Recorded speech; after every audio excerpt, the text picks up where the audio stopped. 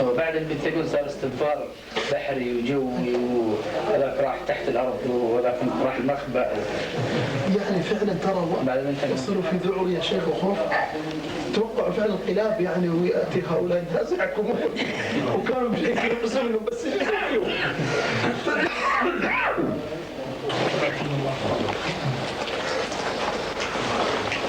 العلم الله بها الياس ان يصيب بعض القلوب.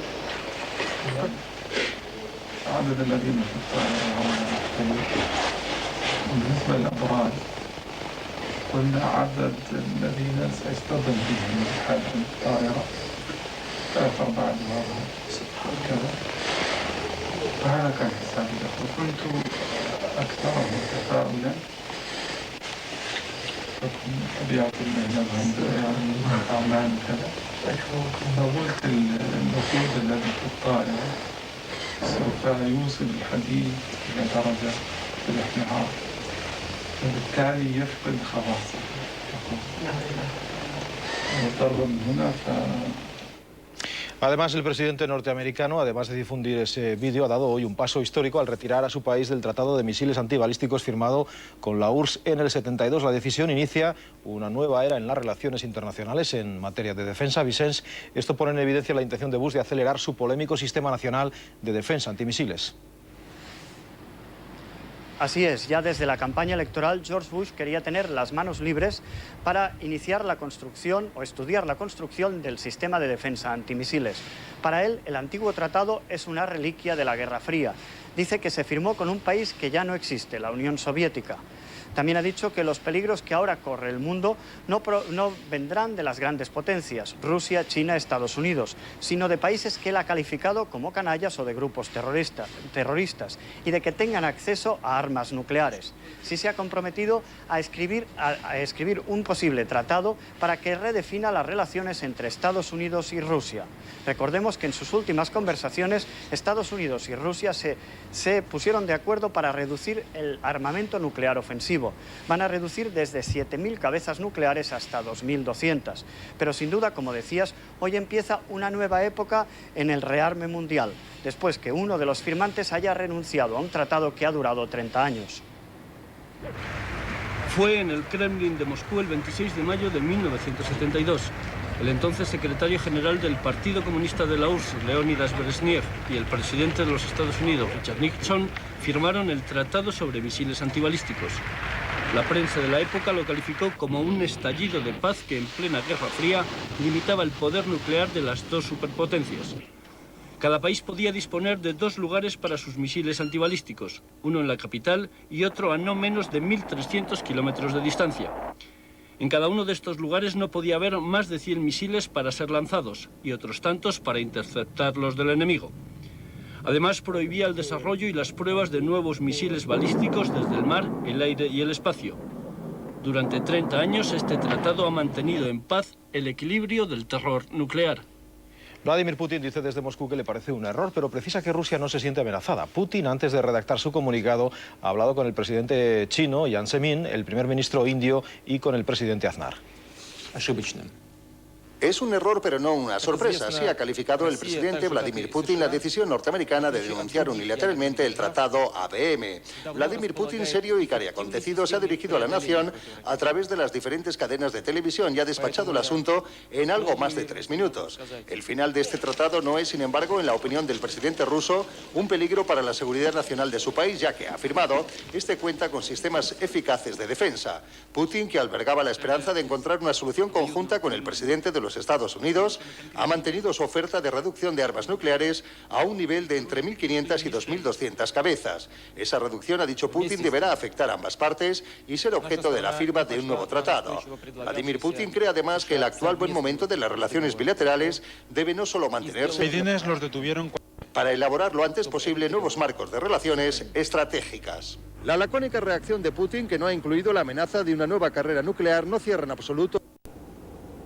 Los ciudadanos están, diría yo, conmocionados. Los ciudadanos ahora mismo no pueden entender, no pueden ahora mismo dudar de otra cosa Discúlpeme, los ciudadanos hoy están completamente confundidos, no son capaces de entender cómo Bin Laden se puede reír mientras cuenta sus planes, mientras hace sus cálculos de cuáles son las personas que piensa que van a morir. Hoy le ha dado Bin Laden, ayer cuando se emitió esa cinta, le han dado un cheque en blanco a Bush para que haga todo lo que sea posible para acabar con el terrorista. Los norteamericanos se quedaron pegados al televisor cuando el vídeo de Osama Bin Laden daba la vuelta al mundo. La frialdad de su relato sobre el cálculo de víctimas añade más leña al fuego a la opinión pública de los Estados Unidos. Este es un ser humano que no puede estar en este mundo.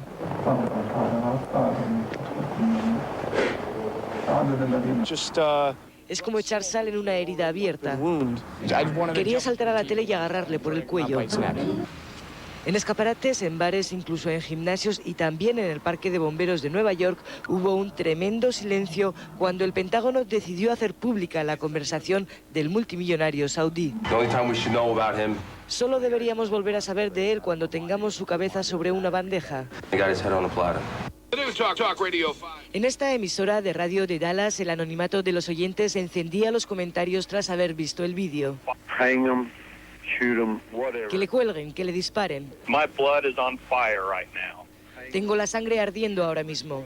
El testimonio de Bin Laden ha sido especialmente duro para los familiares de las víctimas de los atentados del 11 de septiembre, como para la de este policía retirado que perdió a su hijo y a su sobrino en las Torres Gemelas. Después de ver cómo se regocija matando a gente, dice, estamos ya en otro nivel, estamos hablando de Hitler, de Stalin. El presidente Bush ha dicho que sabía que el vídeo causaría dolor a las familias, pero que la cinta es una arrolladora declaración de culpabilidad. This man is so devious and so cold-hearted that he laughs about the so-called suicide bombers that lost their lives. It is preposterous for anybody to think this tape is doctored. Si los americanos tenían pocas dudas sobre la culpabilidad de Osama Bin Laden, ahora todos respaldan lo que la Casa Blanca ha calificado como la prueba definitiva. Del que se sigue sin saber nada es del Mullah Omar. Se ha hablado mucho sobre su fuga, pero lo único cierto es que a día de hoy lo único que sabemos es dónde y cómo vivía. Y esa es la última pista del Mullah Omar, su casa en Kandahar, una vivienda que para sí quisieran muchos afganos. En la fachada lo van a ver, aún con las huellas de los bombardeos se aprecia la decoración de las paredes. Y adentro se puede ver la que era su habitación y el mobiliario con el que contaba. El del baño es un detalle que no queremos pasar por alto, ya que pocas casas de Afganistán saben lo que es un váter azulejado y con grifería como esta. En fin, detalles que nos dan una idea de la austeridad con la que dice que vivía el líder espiritual de los talibanes. Y después de más de 2 meses de guerra en Afganistán, hoy por fin les podemos mostrar las primeras imágenes de soldados norteamericanos y británicos en pleno combate. Fue el que se libró durante el motín en la cárcel de Mazar-i-Sharif. El número de víctimas en estos enfrentamientos nunca se ha confirmado. Lo único que quedó claro es que allí murió la primera víctima norteamericana, un agente de la CIA. Agazapándose, en la parte superior de sus pantallas pueden ver a un mujahidí de la Alianza del Norte. En la inferior, andando, a un soldado de los Estados Unidos. Ya sabíamos que para sofocar el motín de Mazar-i-Sharif la Alianza contó con la ayuda de comandos norteamericanos. Sin embargo, no lo habíamos visto. Ahora que parece que la guerra ha entrado en la fase de las pruebas, del ver para creer, tenemos esa ocasión. Imágenes como esta demuestran que más allá del apoyo aéreo, la Alianza del Norte ha recibido y recibe una notable ayuda desde tierra. Y no solo de los Estados Unidos. Resulta novedoso ver en acción a miembros de las fuerzas especiales del ejército británico. Este soldado pertenece a las prestigiosas SAS, a las que no se veía combatir desde hace 20 años. Aquí lo tenemos hablando con varios hombres de la Alianza del Norte. A su lado y recostado aparece de nuevo un soldado estadounidense. Cantar victoria, poder hacer este gesto, les llevó un día entero a las tropas de élite angloamericanas. Las imágenes las acaba de dar a conocer un cámara afgano que hasta hace 2 días se encontraba herido en un hospital. El botín de la prisión de Mazar-i-Sharif es, hasta la fecha, el episodio más sangriento y conocido de un conflicto marcado precisamente por todo lo contrario, por el silencio y la asepsia. Del otro frente abierto, el de Oriente Próximo, hoy tenemos que hablar de nuevo de víctimas. En las últimas horas han sido 8 los palestinos muertos. Jerusalén, John Sistiaga, y además esta noche...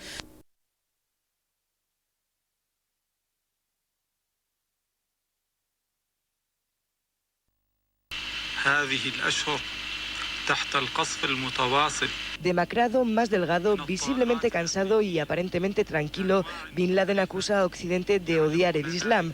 Habla también del atentado contra la embajada norteamericana en Nairobi. Compara la potencia de la bomba usada y de las que ahora ha empleado Estados Unidos en Afganistán para concluir que nadie tacha a los americanos de terroristas.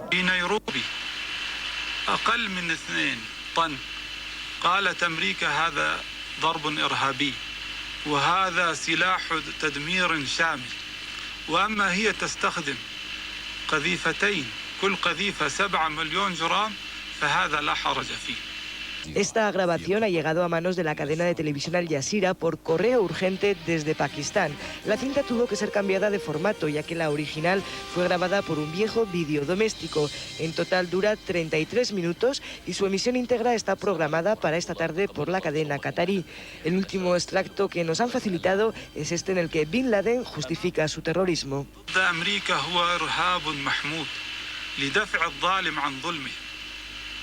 لكي ترفع أمريكا دعمها عن إسرائيل التي تقتل أبناءنا. Es la cuarta imagen que vemos de Bin Laden desde que se produjeron los ataques del 11 de septiembre, aunque es el tercer vídeo en el que él lanza directamente su mensaje, porque el último que habíamos visto fue el difundido por el Pentágono. Los otros dos anteriores, los dos primeros, sí eran como este: Bin Laden hablando directamente a cámara, vestido con un traje militar y con un arma al lado. Dicen los americanos que ahora se le ve más pálido y más delgado, envejecido, cansado, con más canas. Ustedes verán si aprecian alguna diferencia. En este nuevo vídeo, Bin Laden dice 2 meses después de la cruzada, con lo que todo hace pensar que fue grabado a mediados de diciembre, con lo que desde entonces hasta ahora podría haberse muerto, si hacemos caso a los innumerables rumores de los últimos días. Como en su día lo fue el asesinato de Kennedy, el paradero de Bin Laden lleva camino de convertirse en el gran misterio del comienzo del nuevo siglo. Si los servicios secretos mejor preparados del planeta no lo remedian deteniendo a su enemigo número 1, las especulaciones de ahora no serán nada en comparación con lo que pueda venir en el futuro.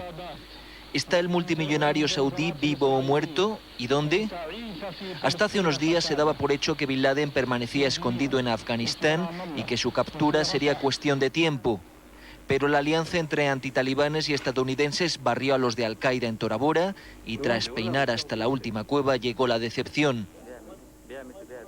Se apostó entonces por la teoría de la huida a Pakistán, aunque rumores añadidos apuntan a la muerte del saudí. Versiones procedentes de las autoridades pakistaníes y de mandos militares estadounidenses sugieren que Bin Laden pereció durante los ataques sobre Tora Bora. La última teoría, sin embargo, habla de una muerte pacífica y natural en su lecho. Aunque Bin Laden necesitaba tratamiento de diálisis para superar dolencias en el riñón, ha sido una afección pulmonar la que se lo ha llevado de este mundo a mediados de diciembre. Así lo recogen The New York Times y otro diario pakistaní citando fuentes de un caudillo talibán. El relato detalla el supuesto funeral al que asistieron unos 30 allegados. Según dichas fuentes, familiares, guardaespaldas y amigos talibanes sepultaron con todos los honores al saudí en uno de los refugios de Tora Bora. Con el axioma de si no lo veo, no lo creo, el Pentágono sigue buscando vivo o muerto al terrorista y a la recompensa oficial ha añadido ofertas de primas a los combatientes afganos que se unan a la guerra en Tora Bora, aún inconclusa. Los rumores sobre la muerte de Bin Laden han sido alentados durante muchos días de alguna forma por los norteamericanos, pero ahora Nueva York, Luisa Cabello, ya el Pentágono no se atreve a decir que Bin Laden está muerto. El Pentágono dijo ayer, antes de conocer este vídeo, que ya no iba a enviar a los marines a ir a buscar a Bin Laden a Tora Bora. Este vídeo que pone en evidencia que seguramente Bin Laden consiguió escapar con vida de los bombardeos. Desafortunadamente, esa tela marrón que aparece detrás de Bin Laden en este vídeo no permite determinar dónde se ha hecho la grabación, pero desde luego lo que han recibido con muy buenos ojos ha sido el mal aspecto que tiene Bin Laden, que está más delgado, está ojeroso y que incluso no puede mover su brazo izquierdo a pesar de que Bin Laden es zurdo. Ahí en Nueva York, Luisa, aunque parezca mentira, siguen apareciendo restos humanos, ¿no?, en el solar de las Torres Gemelas. Ni siquiera en Navidad se han detenido las tareas de rescate que en estos días se están incluso animando para intentar rescatar los cuerpos de las víctimas justamente en estas fechas y ser posible que se los devuelvan a sus familiares. Han sido 2 cuerpos que fueron rescatados en las últimas horas, encontrados en las partes más profundas del centro comercial y el aparcamiento que se encontraban en las Torres Gemelas. Siguiendo el ritual habitual, los cuerpos fueron sacados cubiertos con la bandera norteamericana, escoltado por el equipo de rescate. Una vez más, unos segundos de silencio para rendir honor a las víctimas, y más tarde se trasladaron estos cuerpos a una ambulancia para ser sacados de allí, el lugar donde llegaron hace más de 3 meses. Por último, señalar que la cifra oficial de víctimas ahora mismo está por debajo de las 3.000 personas. Y el presidente Bush, que se convierte en el más admirado de Estados Unidos. Hubo una encuesta ayer que estaba intentando determinar cuáles eran por separado los hombres y las mujeres más admirados de Estados Unidos, y en los 2 casos hombres y mujeres han ganado la pareja presidencial. Ganó el presidente Bush con un 39% de los votos. Ha sido la puntuación más alta desde Kennedy en el año 61, que logró un 31%, y le ha seguido en segundo lugar Colin Powell, el secretario de Estado de la administración Bush de raza negra, y en un tercer lugar, un milagro porque estos días siempre ocupa las primeras páginas, ha sido el alcalde de Nueva York, Rudolph Giuliani. Entre las mujeres, como decimos, ha ganado Laura Bush con un 12% de los votos, y le ha seguido su antecesora en la Casa Blanca, Hillary Clinton, con un 8%. Gracias, Luisa. Por cierto, que los americanos no parecen tener ninguna intención de detener sus bombardeos, por mucho que lo haya pedido el nuevo gobierno afgano, como el último error de sus aviones que atacaron unas viviendas en la ciudad de Naka. Ha costado la vida a 25 civiles. El recién nombrado primer ministro Hamid Karzai ha pedido esta mañana el cese de los bombardeos, igual que han hecho los líderes tribales pastunes del este de Afganistán, que es donde está esa ciudad de Naka. Hasta allí, hasta Afganistán, llegarán muy pronto las tropas españolas. Decisión ya formal del Consejo de Ministros, Sonia. Los ministros han puesto hoy la firma al decreto que proporcionará, que autoriza el envío de tropas a Afganistán. España había ofrecido 700 soldados, pero al final van a irse bastantes menos. Según acaba de confirmar aquí el ministro portavoz del Gobierno, Pío Cabanillas, serán como máximo 485 soldados de los ejércitos de tierra y de aire. Lo más probable es que nuestros militares se marchen a Afganistán, nada más pasar la Navidad, en la primera quincena de enero, y que estén allí como máximo 3 meses. Formarán parte, Hilario, de una fuerza internacional que estará al mando de Gran Bretaña. Menos soldados pues de los previstos inicialmente, pero el tema estrella de esta mañana, de este último Consejo de Ministros del año, ha sido el de la transferencia de la sanidad, Sonia. El Consejo de Ministros ha puesto hoy sobre el papel el acuerdo al que llegó ayer. Y aquellos días los bombardeos serán continuos sobre las cuevas de las montañas blancas de Afganistán. Un Bin Laden envejecido, cansado y más delgado ha vuelto a lanzar el mensaje de que Occidente odia al Islam. Desde Washington anuncian una nueva campaña para capturar vivo o muerto a su enemigo público número 1 por las cuevas de Tora Bora. Buenas tardes. Bruselas acaba de aprobar la lista de los grupos terroristas a los que hay que perseguir. En esa lista no están solo ETA y el Grapo, también están todos los grupos que apoyan a la banda terrorista ETA. Confirmar a nivel europeo lo que todos sabemos en España que es así, que ETA no es solo un grupo de pistoleros que asesinan, sino que ETA es un amplio conglomerado en el que está una organización juvenil con unas funciones, un partido con otras funciones, una organización que se llama Gestoras Pro Amnistía con otras funciones, y que todos responden al mismo objetivo, y que en algunos casos pues miembros de una organización pueden pertenecer a 2 o a 3 o hacer labores propias de cada una de las organizaciones. En nuestro país también se sigue hablando del frío, aunque los del tiempo nos dicen que las temperaturas van a subir y por tanto las carreteras estarán menos peligrosas. En cambio, muy lejos hemos visto una imagen que refleja por qué a la Sydney Hobart la llaman la regata más peligrosa del mundo, la regata del infierno. Ese tornado ha causado estragos en muchas de las embarcaciones, arrancando mástiles y destrozando velas. Afortunadamente lo han podido sortear. En la edición del 98 fue mucho peor. 6 tripulantes murieron y 55 regatistas tuvieron que ser rescatados de olas de más de 12 metros cuando estaban a punto de morir. Es jueves 27 de diciembre y hoy, en el último Consejo de Ministros del año, se han tomado importantes decisiones. Aprobado el envío de 485 soldados españoles a Afganistán. Luz verde también a la subida de las pensiones, al nuevo salario mínimo y al traspaso de la sanidad. Cierre cautelar del Colegio de Valladolid, donde se han detectado 4 casos de cáncer. La Junta estudia trasladar a los alumnos. Los padres se niegan.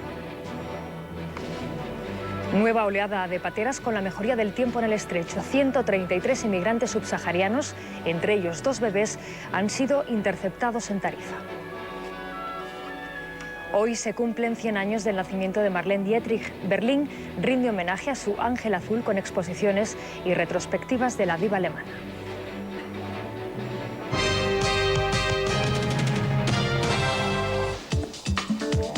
Y a partir del 1 de enero solo podremos firmar talones si son en euros y no en pesetas. Los bancos ya han puesto a disposición de sus clientes los nuevos talonarios. La noticia hoy es la última soflama de Osama Bin Laden. El hombre más buscado del mundo ha vuelto a reaparecer en un vídeo en el que justifica otra vez los atentados del 11 de septiembre. Expertos estadounidenses analizan a estas horas el nuevo vídeo para tratar de establecer cuándo y dónde fue grabado. En esta reaparición, Bin Laden acusa a Occidente en general y a Estados Unidos en particular de profesar un odio indescriptible hacia el Islam. De sus referencias temporales se deduce que fue grabado a mediados de diciembre. Es de día y se pasa la lengua por los labios resecos, lo que hace pensar a algunos que fue grabado antes de que terminara el Ramadán. Con aspecto más delgado y cansado, el jefe de Al-Qaeda justifica los atentados del 11 de septiembre en los que murieron más de 3.000 personas. Fueron, dice, un bendito golpe contra el ateísmo mundial y contra el líder de los infieles para frenar el apoyo estadounidense a Israel. Los expertos escudriñan ahora el mensaje destinado únicamente a demostrar que Bin Laden sigue vivo. Lo comparan con apariciones anteriores. El nuevo vídeo pone aún las cosas más difíciles a las nuevas autoridades afganas, atrapadas entre las exigencias de los líderes tribales de que cesen los bombardeos y la posibilidad de que Bin Laden, al que algunos daban por muerto, esté aún en su territorio. Su escondite serían las montañas de Tora Bora, a donde llegarán en las próximas horas 500 marines. Mientras se intensifican los interrogatorios en los centros de detención de Kandahar. Prosigue la búsqueda. Mientras en Afganistán el nuevo gobierno intenta reconstruir un país asolado por la guerra, la fuerza multinacional... También en audiencia nos vamos a hablar hasta Nueva York. Luisa Cabello, ya hemos visto el vídeo completo de Bin Laden, por lo menos aquí. No sé si las televisiones de Estados Unidos lo han difundido también. El gobierno de Estados Unidos recibió el vídeo, lo tradujo inmediatamente, después se lo ofreció a los ciudadanos. Han estado analizando, como no podía ser de otra manera, todos los detalles. El FBI, por ejemplo, dice en su página de internet que el hecho de que Bin Laden no utilice su mano izquierda, a pesar de ser zurdo, no indica necesariamente que esté herido o nada parecido. Simplemente en Islam utilizar la mano derecha es una señal de pureza. Otro detalle que se está mirando con lupa es el pliegue de la correa del rifle que reposa al lado de Bin Laden. Dicen que su pliegue no es casual, que podría intentar estar emitiendo o transmitir unas órdenes a un comando terrorista durmiente fuera de la región. Por su parte, Donald Rumsfeld, el secretario de Defensa, dijo que espera que los musulmanes no crean en el discurso de Bin Laden, que no son más que mentiras, dijo Rumsfeld, para continuar con el secuestro de la religión del Islam. También añadió Rumsfeld, por último, que no han podido comprobar estas informaciones del ministro de Defensa afgano que indican que Bin Laden podría haber pasado a Pakistán y que estaría bajo la custodia de los islamistas radicales de este país. Especulaciones de todo tipo, como vemos, sobre el paradero de Bin Laden y sobre ese vídeo que conocíamos ayer íntegramente. No sé si hay alguna novedad, Luisa, sobre las operaciones militares. Nadie dice nada de lo que hacen los soldados norteamericanos en Afganistán ahora mismo. Llegan señales de que las operaciones militares en Afganistán podrían haber empezado a reducir su intensidad. Dicen que se están viendo a cuerpos de operaciones especiales salir de la zona montañosa de Tora Bora. Parece ser que la resistencia de los combatientes de Al-Qaeda podía haber terminado y esto también sería un claro indicativo de que Estados Unidos ya no cree que Bin Laden podría encontrarse en esta zona montañosa. Desde Kabul dicen que si todo continúa así, los bombardeos podrían acabar en 3 o 4 días. También hay unas informaciones que han llegado de Pakistán. Fuentes que citan a miembros de la inteligencia pakistaní dicen que tienen información creíble sobre que Bin Laden ha pagado una fuerte cantidad de dinero para asegurar su salida de Afganistán y pasar al país vecino. Gracias, Luisa. En lo que sí hay novedades es en la forma en la que van a actuar los tribunales militares que se encarguen de juzgar a los acusados de terrorismo. Hay cierta suavización, al menos en las formas, porque hará falta unanimidad del jurado para poder condenar a alguien a muerte. Pero habrá que esperar todavía para ver su funcionamiento, porque no afectará, por ejemplo, a Zaccarías Moussaoui, el supuesto terrorista francés de origen marroquí detenido en Estados Unidos poco después de los atentados. Es la madre de uno de los hombres más odiados en Estados Unidos, y aunque Zaccarías Moussaoui ya tiene abogado para el proceso al que deberá comparecer dentro de un mes, la mujer se ha presentado en Washington para proclamar su inocencia. Me escribió en el mes de octubre asegurándome que él no había hecho nada malo, dice la madre de Moussaoui, un francés de origen marroquí acusado de haber participado en la hecatombe terrorista del 11 de septiembre. Pido al gobierno estadounidense una prueba contra mi hijo, y si la hay, que lo juzguen, dice Madame Moussaoui. Zaccarías espera en una cárcel de Virginia juicio con 6 cargos de conspiración, entre ellos los de terrorismo, de secuestro, uso de armas de destrucción masiva y asesinato de ciudadanos estadounidenses, castigados con la pena de muerte. La administración estadounidense ha establecido la unanimidad del jurado a la hora de condenar a la pena capital a los detenidos de Al-Qaeda.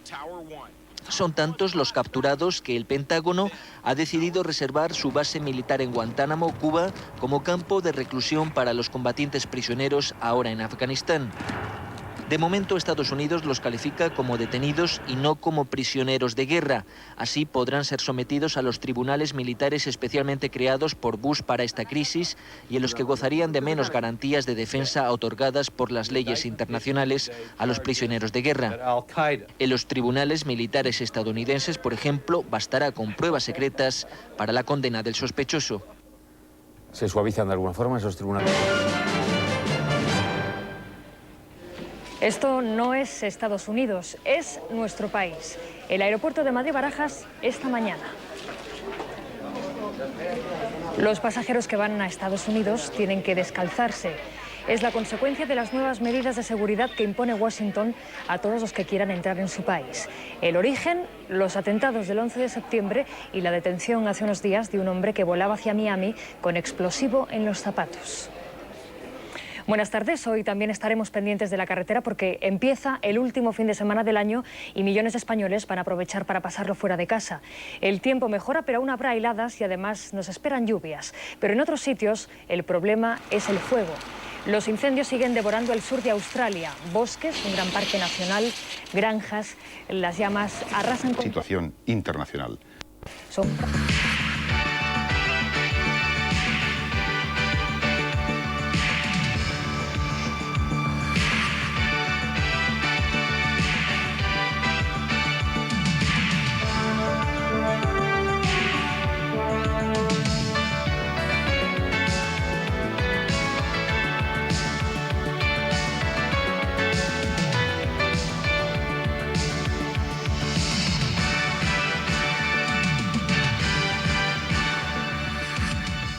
Buenas noches de nuevo. Han transcurrido poco más de 3 meses de un desastre impresionante que todos pudimos seguir en directo. Nunca antes había ocurrido nada similar. Fue una operación eficaz, perfecta en la lógica de los terroristas. La percepción del mundo, a raíz de los atentados suicidas del 11 de septiembre que destruyeron las Torres Gemelas de Nueva York, es distinta y sus consecuencias aún son imprevisibles. Ha sido, sin duda, el hecho más trascendente de las últimas décadas, abriendo ante nuestros ojos, quizás, una época nueva y una sensación de inseguridad que se ha extendido a todos los países desarrollados. Hoy, en Informe Semanal, vamos a analizar con el máximo detalle posible lo que han supuesto estos acontecimientos dramáticos y sus secuelas. Todo comenzó, lo recordarán, a las 9 menos 12 minutos de la mañana del martes 11 de septiembre, hora de Nueva York, un poco antes de salir al aire nuestro telediario.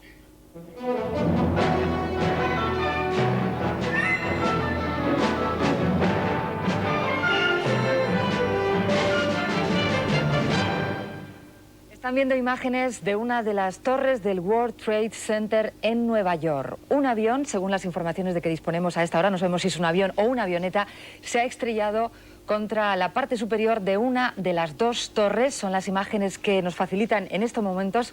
Las televisiones americanas han sido las primeras en ofrecer la noticia y tienen la imagen de las dos torres. El telediario más largo de la historia de la televisión española, más de 7 horas de duración, empieza el martes 11 de septiembre con noticias confusas sobre lo que parece un accidente. En pocos minutos, el incendio de la torre norte del World Trade Center está en directo en las pantallas de todo el mundo. Y durante este telediario, buenas tardes, se los iremos facilitando. Pero la única imagen del impacto la tiene un videoaficionado.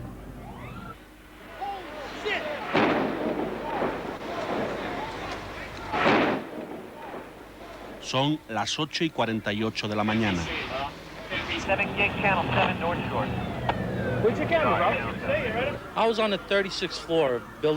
Yo estaba en el piso 36 de la Torre 1. De repente fue como un terremoto, un golpe y el edificio empezó a temblar. Luego vi cómo caían pedazos de escombros porque yo estaba cerca de la ventana. Era increíble. La torre norte del World Trade Center empieza a arder por los últimos pisos, a casi 400 metros del suelo.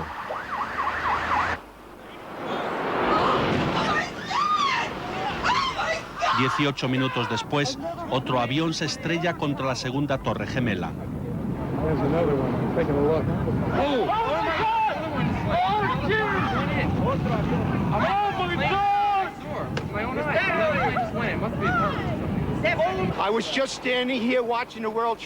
Yo estaba mirando a las Torres Gemelas después del choque del primer avión. Vi que un segundo avión venía por el sur y cómo se estrellaba contra la Torre Sur, a mitad del edificio. Tiene que ser un ataque terrorista. No puedo decirle nada más.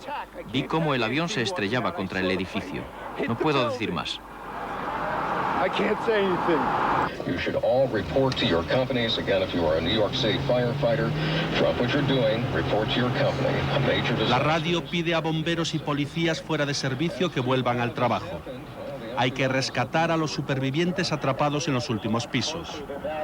Con las llamas subiendo hacia su planta, sin esperanza de escapar con vida, Melissa Harrington llama a su marido para despedirse. Pero en casa solo está el contestador automático. Sean, it's me. I just wanted to let you know I love you, and I'm stuck in this building in New York. A plane hit the building or a bomb went off. We don't know, but there's lots of smoke, and I just wanted you to know that I love you always. After I spoke with her father was to turn on the TV. Acababa de hablar con su padre y encendí el televisor. Enseguida vi la torre norte envuelta en humo. Se puede imaginar el miedo y lo que pensé entonces. Luego oí el mensaje de mi mujer. Intenté llamarla a su móvil, pero no se podía. Luego saltó el buzón de voz, pero estaba lleno y no se podía dejar mensajes.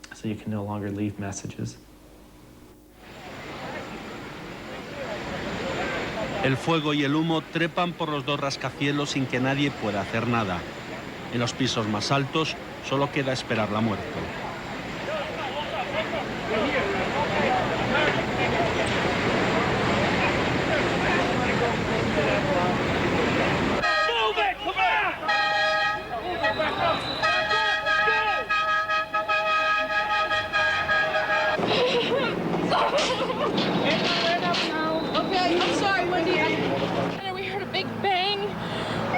Oímos una gran explosión, vimos cómo salía humo y luego todo el mundo empezó a correr.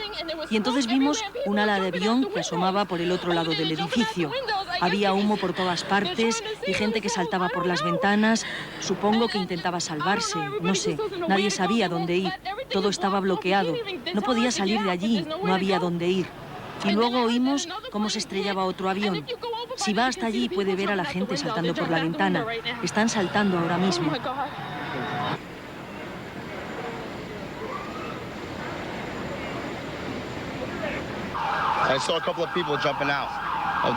Vi a un par de personas que saltaban del otro edificio. He visto a 2 o 3 personas saltando del edificio. Ya no sé si era la Torre 1 o la 2. En media hora se habla oficialmente de ataques terroristas y del secuestro de aviones en misiones suicidas. Por primera vez en la historia se cierra el espacio aéreo norteamericano.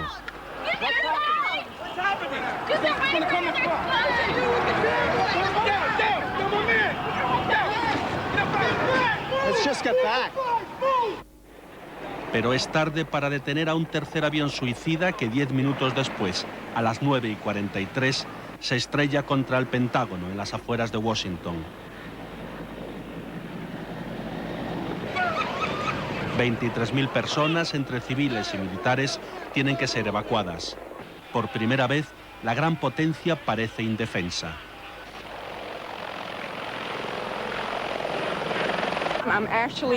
Estoy atónita, muerta de miedo. Rezo por todos nosotros. 27 minutos después del tercer atentado, con el Pentágono aún en llamas, llega lo peor. Lo cuenta en directo un español residente en Nueva York.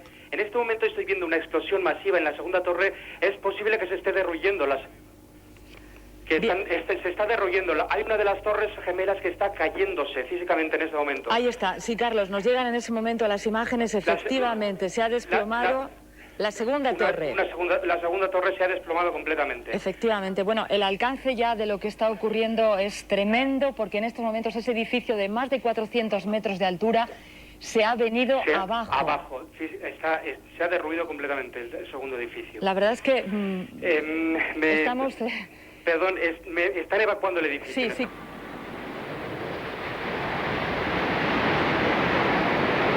Un médico británico está al pie del rascacielos cuando la torre de 110 pisos se viene abajo.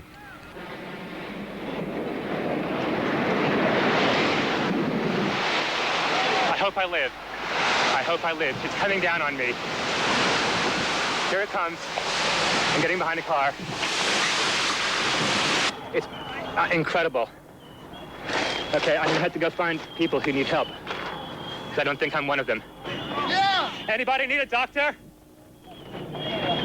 Who are you? Oxygen. Don't have oxygen.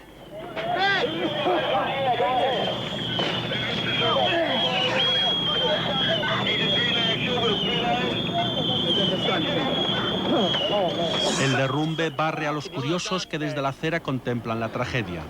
Aplasta a bomberos y policías que participan en ese momento en el rescate. Cubiertos de polvo, los pocos supervivientes salen conmocionados. Terrible. En mi vida había visto nada igual. El edificio del World Trade, olvídate de él.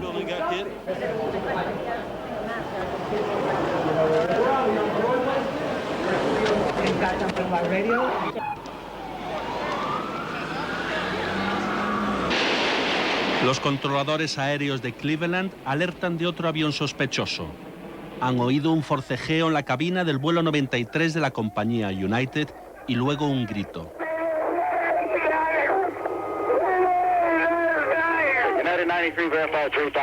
El avión había salido de Boston con destino a Los Ángeles, pero a la altura de Cleveland da media vuelta. La voz que habla con los pasajeros es la de un secuestrador.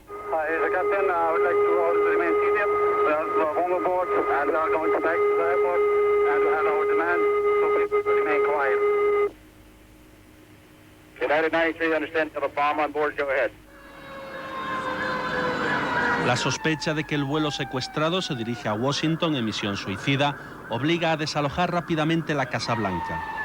Los cazas militares se lanzan a por él, pero no hay rastro del aparato. Ha desaparecido de los radares. Otros controladores se suman a la búsqueda. Piden información a todos los vuelos. Activity on your right side, smoke or anything like that? Yeah, we do have a smoke puff now at about, probably 2 o'clock. It appears to be just a dark cloud, like a puff of black smoke. Son las 17 de la mañana. El vuelo 93 acaba de estrellarse en un bosque cerca de Pittsburgh, Pensilvania. Al parecer, los pasajeros se han enfrentado a sus secuestradores. No hay supervivientes.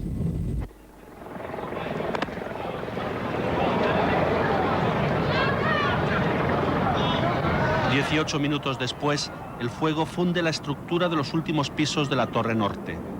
Las 30 plantas superiores se vienen de repente abajo y arrastran en su caída al resto del rascacielos. El edificio, que en los años 70 presumía de ser el más alto del mundo, se desploma sobre sí mismo. Una nube de cristales y escombros avanza por el corazón financiero del planeta.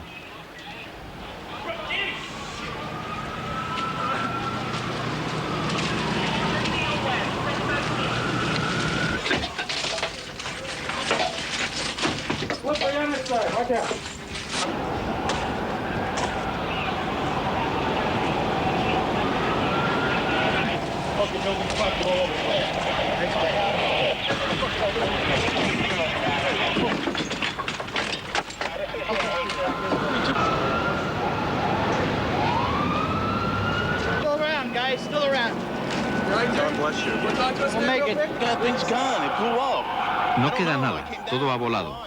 No sé ni cómo he podido bajar. Estoy vivo. Yo estaba en el piso 82. Estaba todo tranquilo hasta que llegué abajo. Luego la parte de arriba se ha derrumbado. Aquí sigo, aquí sigo. Sigo vivo.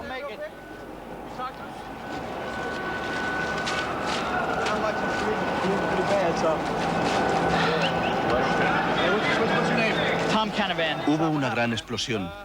Bajé por las escaleras. Todo iba bien hasta que llegamos al sótano. Salimos a gatas. Me iba dando golpes en la cabeza. Me llené todo el cuerpo de heridas. Había agua por todas partes, hasta que salí de los escombros. 2 horas y media después del primer atentado, las compañías aéreas confirman la muerte de los 266 ocupantes de los 4 aviones secuestrados. De momento, es imposible saber cuántos han quedado atrapados en el Pentágono o entre las ruinas de las Torres Gemelas. El bullicioso centro del comercio mundial es una montaña de escombros. Aquí no queda nadie, le dice el bombero al vigilante. Yo soy el último. Noche del 11 de septiembre. Estados Unidos, una nación herida, cerrada al exterior, hace recuento de sus víctimas. En Manhattan, la vida se ha detenido. Solo hay movimiento en el extremo sur. 10.000 policías, bomberos y voluntarios buscan supervivientes y pistas entre los escombros.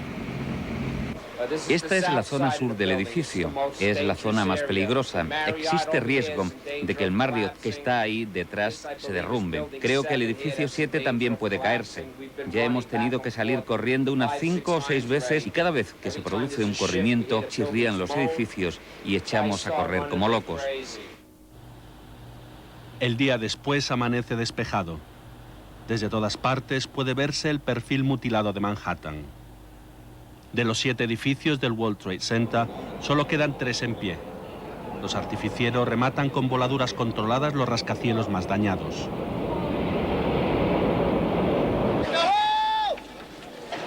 Pronto queda claro que apenas hay supervivientes.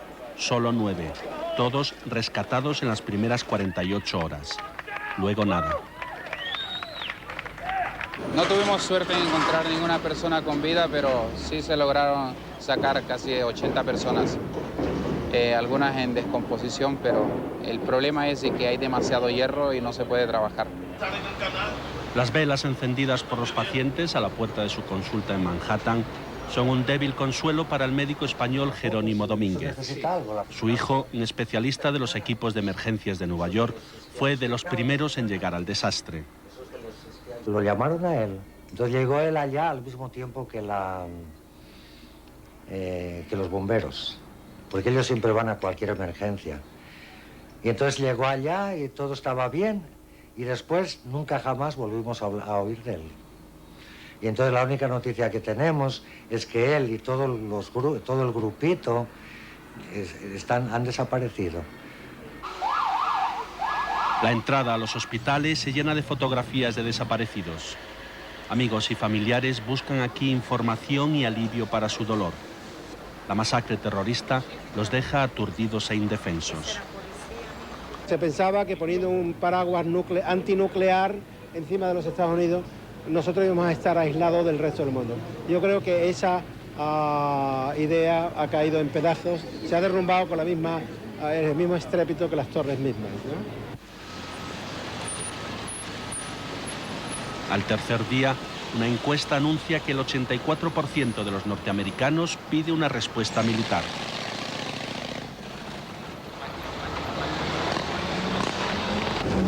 Un clamor que el presidente Bush recoge en su primera aparición pública en Nueva York desde los atentados. En pocas horas, el Congreso le dará poderes para declarar la guerra. Los investigadores se lanzan a la caza de los terroristas. Se sabe que los servicios secretos tenían informaciones sobre atentados suicidas a gran escala en suelo norteamericano un mes antes, pero no les dieron crédito. Las pistas conducen ahora al estado de Florida, pero ya es tarde. Mr. Atta? Hello? Mohamed Atta, egipcio de 33 años, es el jefe de los comandos suicidas, 19 pilotos en total. Casi todos han estado matriculados en academias de vuelo en Florida. Un joven canario, Iván Chiribella, ha enseñado a pilotar sin saberlo a 2 secuestradores, el jefe, Mohamed Atta, y su lugarteniente, Abdulaziz Alomari. En algunos momentos me quisieron quitar los mandos, ¿no?, del avión en momentos críticos como son aterrizajes o despegues. Al ver que el avión no estaba en una posición correcta como para hacer el aterrizaje, yo fui a coger ese mando que mueve igualmente este. Si ven, al mover yo este, se mueve este también. Y ellos, lo que un estudiante debe hacer es, en cuanto ve que yo tomo mando de ese, lo que tienen que hacer ellos es dejar el mando para que yo tome mando del avión. Y ellos no, ellos lo que hacían era agarrarlo así fuerte, ¿no?, y forzar para que yo no pudiese mover aquel mando. Una foto de Mohamed Atta y Abdulaziz Alomari con sus tarjetas de embarque la mañana de los atentados es una de las pruebas que los investigadores han estado buscando. Pero detrás de los suicidas hay toda una red terrorista que organiza y financia los atentados, la del fundamentalista saudí Osama Bin Laden. Oficialmente se insiste que el enemigo es el terrorismo, no el Islam. 300 musulmanes han muerto en los atentados contra las Torres Gemelas, pero una minoría exaltada no hace distinciones. Nos acosan continuamente aquí en Nueva York y en toda América. El otro día venía hacia aquí y alguien me gritó: tú, mirándome a la barba. Pero ¿yo qué he hecho? Hicieron una pintada en la fachada. Tenéis que pagar por esto. A una hermana la obligaron a quitarse el pañuelo. Y así hay muchos casos.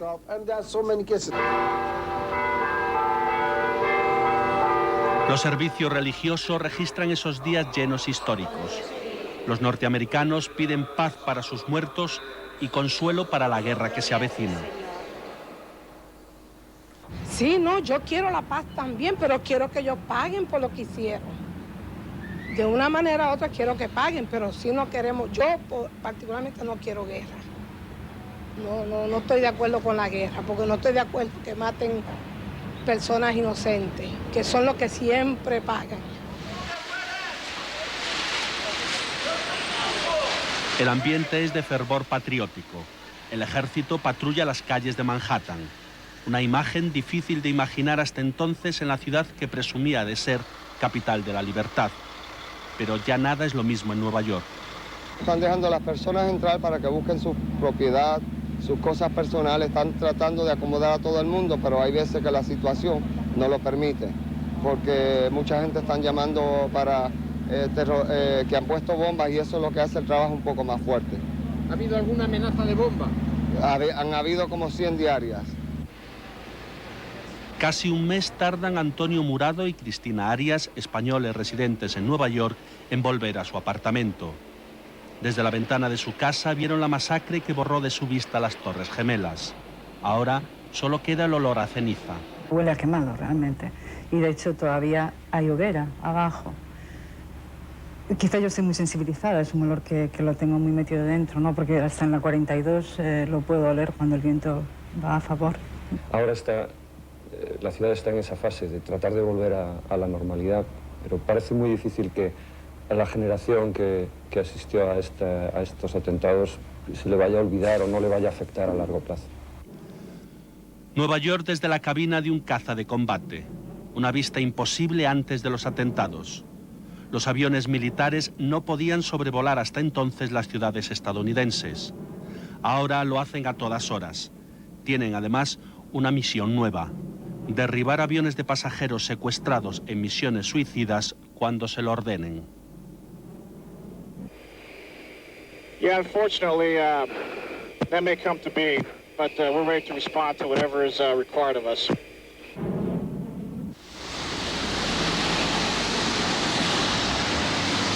9 de la noche en Nueva York. Con el paso de los días, la ciudad recupera lentamente su pulso. Pero incluso aquí, en Broadway, la actualidad atrae a más público que los espectáculos. Las cifras oficiales hablan ya de 3.000 muertos en los atentados, la mitad de los calculados al principio. Los norteamericanos reaccionan a la amenaza terrorista cerrando filas. Y emprenden la guerra contra el enemigo oculto que se ha atrevido a convertir sus calles en campos de batalla. La respuesta militar se hizo esperar. Llegó 26 días después de los atentados.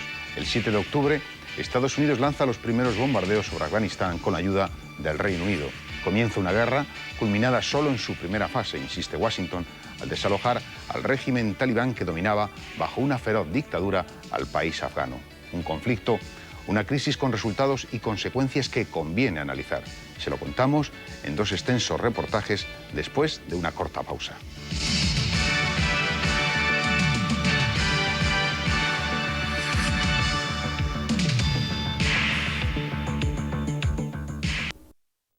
El 11 de septiembre, el gobierno de los Estados Unidos recibió la solidaridad de los países occidentales, además del apoyo de Rusia y China.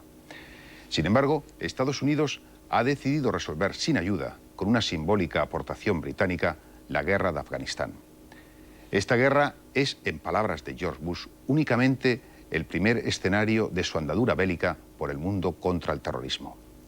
En Afganistán se encontraba el núcleo de la organización Al-Qaeda, a la que estaban vinculados los terroristas suicidas que atacaron Nueva York y Washington. Una organización financiada por el millonario de origen saudí Osama Bin Laden, huésped y patrocinador asimismo del régimen de los talibanes, instalado desde 1996 en Afganistán. Estados Unidos se ha servido en esta operación bélica de la Alianza del Norte, formada por grupos de oposición a los talibán y que controlaban, al comenzar los bombardeos a primeros de octubre, una pequeña parte del país.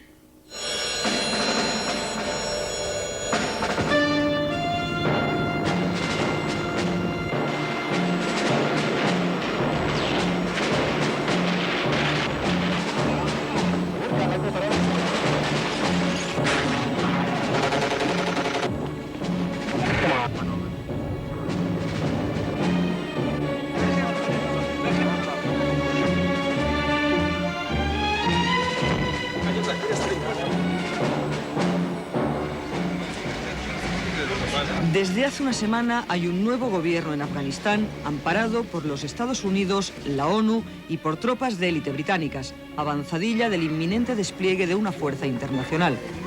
Estados Unidos da por concluida la campaña militar a gran escala en Afganistán después de casi 3 meses y sigue buscando a Osama Bin Laden. La población afgana ha soportado una guerra más y en esta ocasión, en un país en el que estaba prohibida la televisión, muchos ni siquiera sabían por qué les caían bombas cuando empezaron los ataques estadounidenses la noche del 7 de octubre. 6 horas de bombardeo incesante desde los barcos estadounidenses y británicos en el Mar de Arabia y el Golfo Pérsico y desde los distintos aviones que sobrevuelan Afganistán. El Reino Unido es, de toda la coalición internacional, el aliado que más participa, casi el único, junto a Estados Unidos en los 2 primeros meses de guerra. Esta guerra para Estados Unidos es parte de su operación antiterrorista. Y ese primer día de campaña militar, el presidente Bush se dirige al país y al mundo poco después de dar la orden de atacar para recordar que será una guerra larga. En los próximos meses, nuestra paciencia será una de nuestras fuerzas. Paciencia para la larga espera que superaremos fortaleciendo nuestra seguridad. Paciencia para entender que hará falta tiempo para alcanzar nuestros objetivos. Paciencia para todos los sacrificios que pueden venir. Poco después habla el primer ministro británico, el otro jefe de gobierno que más se ha involucrado en esta guerra. Hemos esperado a que los responsables de los atentados fueran entregados por los que los acogen. Esta oferta ha sido rechazada. Ahora no tenemos elección, así que vamos a actuar y nuestra determinación es total.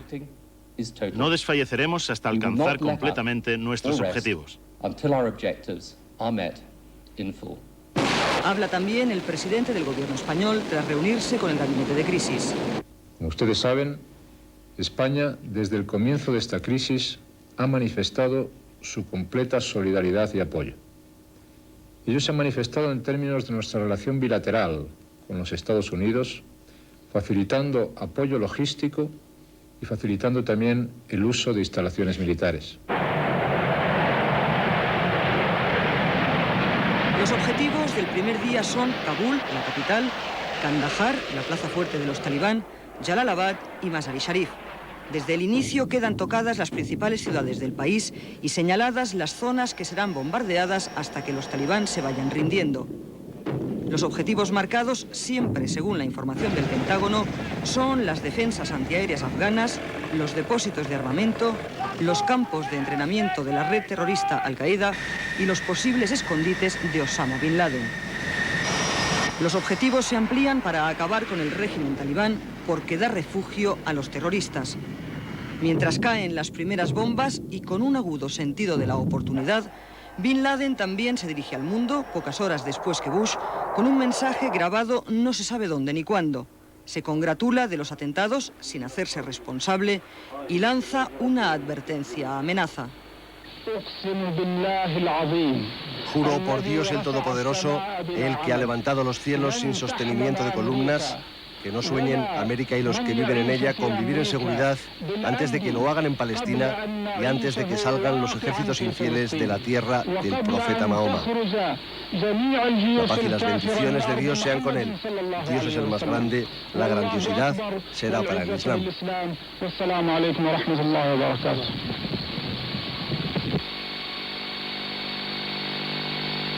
El mensaje lo emite la cadena Al Jazeera, la única autorizada a trabajar en el Afganistán de los talibán.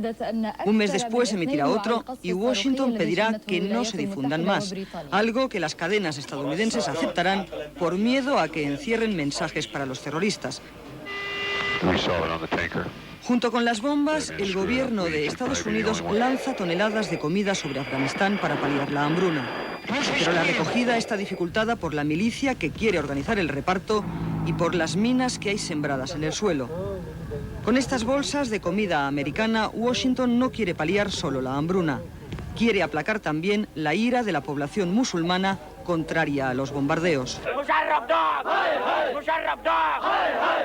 Pakistán, el país vecino por el este, es quien más sufre las protestas por la guerra.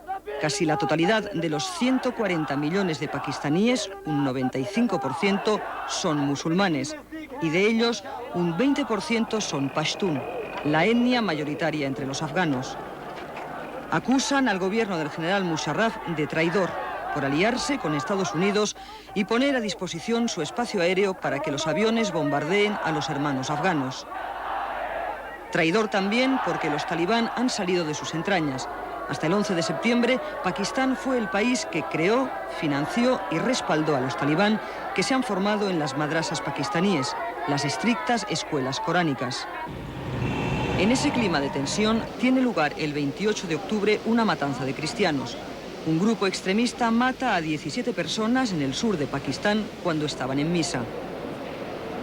Consciente del peligro de desestabilización en el país, el general Musharraf depura a los cargos más radicales y pide a Estados Unidos que la guerra sea lo más corta posible.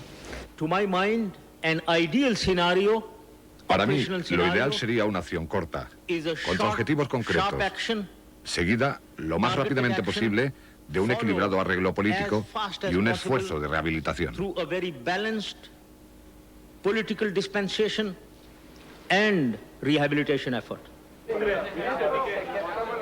A cambio de su apoyo a Estados Unidos, el general Musharraf recupera créditos monetarios y el favor que los foros internacionales le negaron por dar un golpe hace 2 años y por convertirse en una potencia nuclear.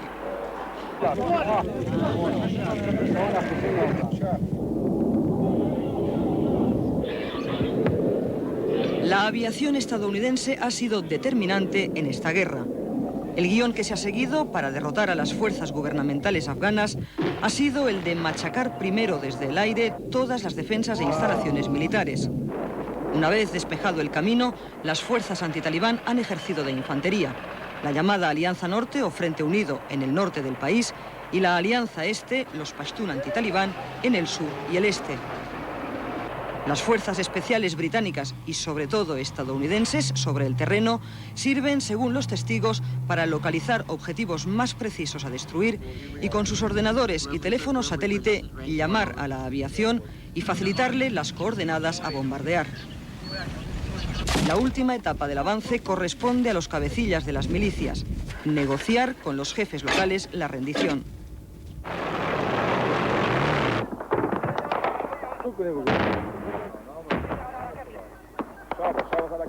La semana clave en el curso de esta guerra empieza el 9 de noviembre con la caída de Mazar-i Sharif. En apenas 4 días, las distintas facciones del Frente Unido, arrinconadas en el norte desde hace 5 años, avanzan hacia el sur, el oeste y el este, hasta que el martes 13 de noviembre, y en contra de las instrucciones de Washington, toman Kabul al amanecer. El gobierno talibán había huido de la capital durante la noche. En esa marcha sobre Kabul, la ONU denuncia ejecuciones sumarias y malos tratos a prisioneros, algo que la Alianza Norte desmiente.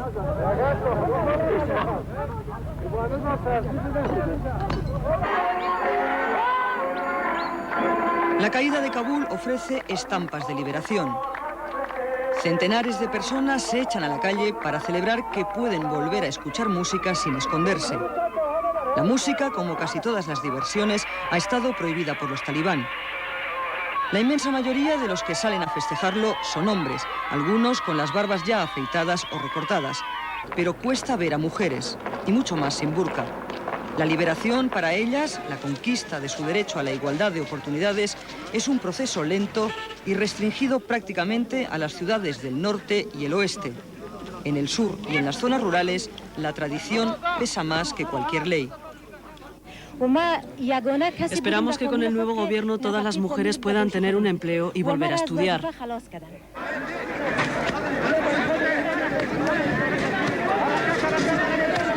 Con la caída de los talibán vuelve la ayuda alimentaria, pero no es suficiente para una población hambrienta que tiene que pelearse por algo de trigo. Los afganos de las ciudades, con todo, son afortunados. Lo peor está en el campo. Tras 23 años de guerras y 3 de sequía atroz, se calcula que la mitad de los niños están malnutridos.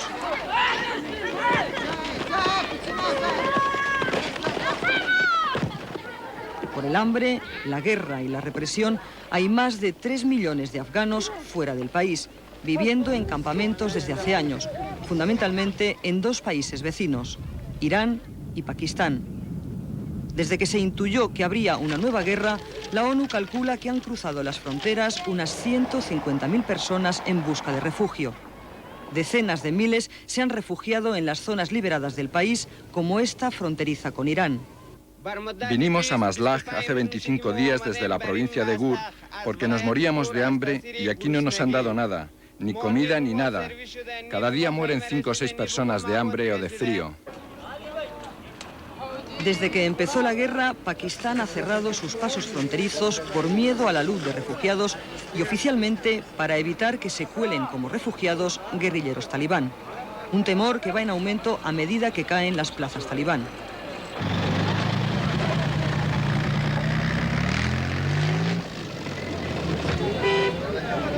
Otro momento clave del retroceso talibán es la caída de Kunduz, el último reducto que les quedaba en el norte del país.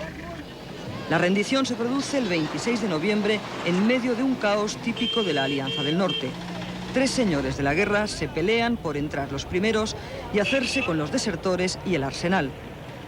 El primer grupo de prisioneros tomado en Kunduz protagoniza la peor matanza de la que se tiene noticia en esta guerra, el motín de la ciudadela cercana a Mazar-i Sharif.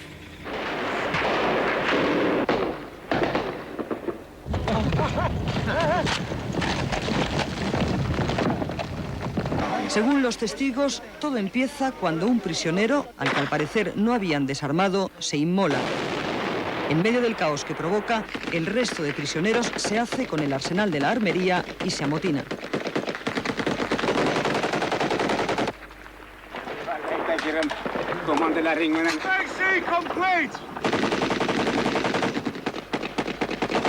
La batalla dura algo más de 2 días. y es decisiva para su resolución la intervención de británicos y estadounidenses que, además de disparar, llaman a la aviación para que bombardee el interior de la fortaleza. La mayoría de prisioneros muere. Eran unos 500 mercenarios extranjeros, árabes, pakistaníes, chechenes y, sorpresa, entre los supervivientes, un estadounidense, John Walker, que vemos en estas imágenes mientras es interrogado por 2 agentes de la CIA que estaban en la cárcel. Hey, who brought you here? Trouble is, he needs to decide if he wants to live or die, and die here. Uno de los agentes que lo interroga muere en el motín y se convierte en la primera víctima estadounidense en suelo afgano. El otro consigue escapar vivo. La ONU y Amnistía Internacional han pedido que se investigue el papel de las milicias del general Dostum, uno de los señores de la guerra, y de las fuerzas británicas y estadounidenses en esta matanza. Un episodio del que se tiene amplia información porque en el lugar había periodistas, algo que no ha sido habitual en la primera fase de esta guerra. Los periodistas han tenido vetado el paso a la zona talibán, y en la del Frente Unido se han movido tutelados y extorsionados por los señores de la guerra antitalibán, aunque eso no les ha librado de exponerse a los peligros no de las bombas, sino de la anarquía que reina en los caminos del país. 8 periodistas han muerto en emboscadas o asaltos, entre ellos el español Julio Fuentes. Respecto al número de víctimas civiles de esta guerra, no hay datos porque no hay fuentes fiables. Algunos calculan que podrían ser más de 2.000 personas. Algunas de las víctimas son parte de los llamados daños colaterales, errores de las bautizadas como bombas inteligentes. El primero se produce ya la primera semana al destruir un edificio de la ONU donde dormían 4 trabajadores.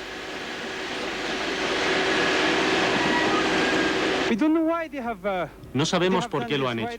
¿Por qué han bombardeado aquí si en 500 metros a la redonda no hay ningún objetivo militar?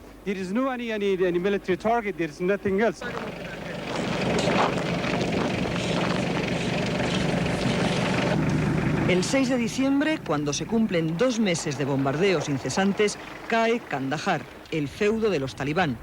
La caída de esta ciudad va precedida también de peleas entre distintas facciones antitalibán. Al entrar las nuevas tropas en Kandahar, entran también periodistas y enseñan lo que dicen fue el principal campo de entrenamiento de Al-Qaeda y última residencia de Osama Bin Laden. Pero para cuando entran las fuerzas antitalibán y los marines, ya no hay rastro de su presencia. Tampoco la hay en el palacio del Mulá Omar, que ahora alberga a los nuevos señores de Kandahar, escoltados por tropas estadounidenses. Los nuevos gobernantes de la región son pashtún, como los talibán, la etnia predominante aquí en el sur de Afganistán. El nuevo régimen que ahora se establece en el país es un complejo reparto entre las distintas tribus y facciones antitalibán. Un reparto que se ha dirimido en el campo de batalla y en el diplomático. El 5 de diciembre, en Bonn, los principales grupos afganos alcanzan un acuerdo para compartir el poder. Llegan al pacto tras solo 9 días de reunión y presionados por la ONU y las promesas de ayudas multimillonarias si firman un acuerdo sobre el futuro inmediato de Afganistán.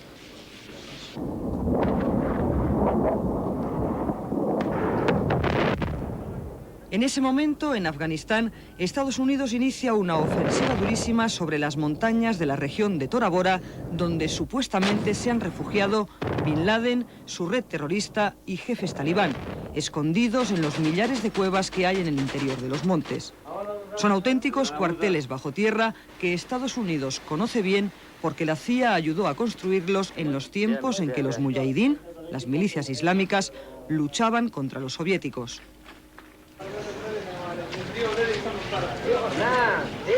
Tras 2 semanas de bombardeos, la imagen de la rendición es la que ofrece esta veintena de presos mal vestidos, malnutridos y malheridos. Pero una vez más, ni rastro de Bin Laden y sus lugartenientes. Hay quien dice que han salido hace tiempo de Afganistán y quien cree que han muerto sepultados en esas cuevas. Terminado el bombardeo sobre Tora Bora, las tropas estadounidenses rastrean cueva a cueva y se prepara la formación de un gobierno de transición que supere el caos en el que está sumido el actual Afganistán. que ahora la estructura la establecen los señores de la guerra, que se aprovechan de los jefes de tribu, pero que son los que marcan las pautas en este país. Y los señores de la guerra viven de la guerra, y viven muy bien de la guerra. Para ellos su gran negocio es la guerra. Tienen grandes ejércitos de los que se aprovechan y de los que sacan su poder. Cuanto más grande es tu ejército, más poder tienes. Y para mantener vivo un ejército necesitas una guerra, con lo cual es muy difícil parar la dinámica en la que se ha metido ahora mismo Afganistán, mientras los que sigan mandando sean estos señores de la guerra, que también se les puede llamar señores de la mafia, porque lo único que quieren es que el país siga peleándose entre sí, para ellos seguir sacando tajada, y cuanta más tajada mejor. Para reciclar esa estructura en gobierno hay que contentar a todas las facciones y comprar a los señores de la guerra con cargos y parcelas de poder. La toma de posesión del nuevo presidente de gobierno refleja esos equilibrios. Más de 2.000 invitados y presidiendo una foto gigante del líder de la Alianza del Norte, el general Massoud, asesinado precisamente 2 días antes de los atentados de Nueva York.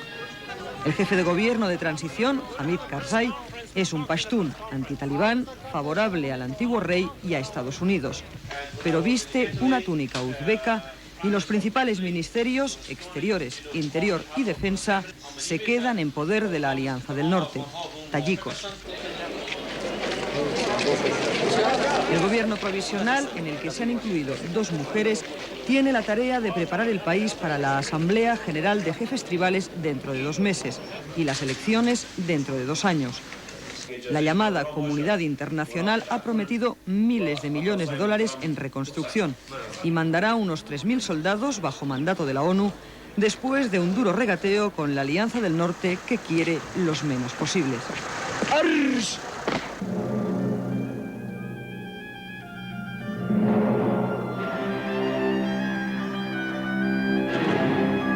A 130 kilómetros de Kabul, una familia espera ver los resultados desde las cuevas gigantes que dejaron los budas milenarios dinamitados por los talibán. Se han refugiado aquí huyendo de la guerra y las persecuciones. Aquí recibirán el año 2002 y de aquí no se moverán, dicen, hasta que vean que hay seguridad y trabajo en Afganistán.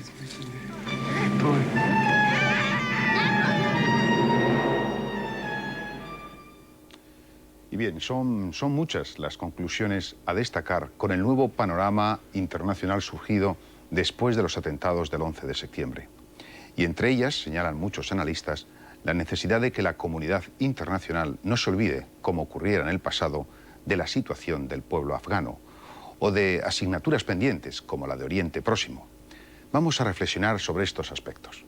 Las reglas del juego en las relaciones internacionales se están modificando y vamos a ver qué puede ocurrir en el mundo después de 3 meses de tensión e incertidumbre, cuáles son las consecuencias de la crisis del 11 de septiembre y el significado de lo ocurrido a partir de ese día y los próximos objetivos y escenarios bélicos.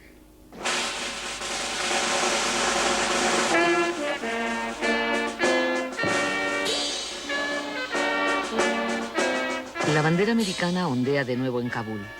Es la vieja insignia que hace 12 años guardó un comandante de los marines antes de cerrar la misión diplomática.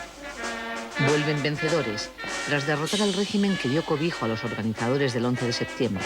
Y como un signo de los nuevos tiempos, 2 ministros del gobierno provisional afgano asisten con su familia a la ceremonia.